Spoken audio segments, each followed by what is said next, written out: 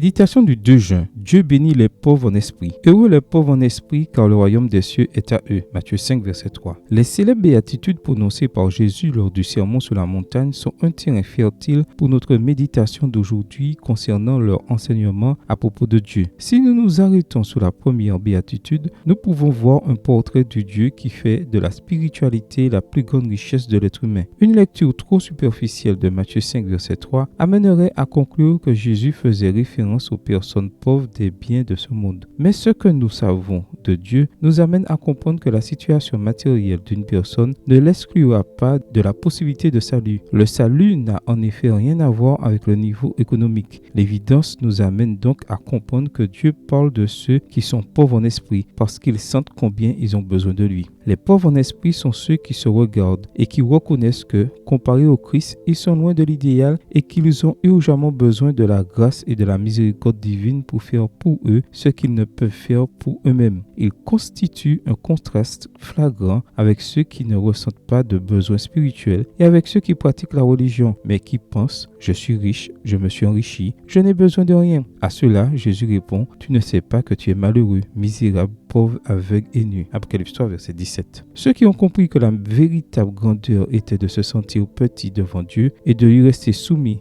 ont l'attitude de ceux qui feront partie de son royaume. Il s'agit du type de personnes qui sont, selon le Seigneur, bienheureuses, privilégiées et comblées. Elles sont en définitive bénies. Pourquoi? Parce que la reconnaissance de ce besoin les aide d'abord à se réfugier en lui comme en leur seule possibilité de salut. À comprendre ensuite qu'il faut premièrement chercher dans le bon ordre ce qui est spirituel. Tout le reste sous la direction de Dieu ensuite et enfin à mieux comprendre le but de leur existence. Pour Dieu, les pauvres en esprit ne sont ni des naïfs, ni des faibles, ni des complexés et encore moins des dépressifs. Les pauvres en esprit sont les plus sages parce qu'ils ont compris le véritable sens de la vie. Ils sont heureux parce qu'en Dieu, ils ont l'espérance sûre du royaume des cieux. Amen. Bonne journée à vous et que le Seigneur vous bénisse.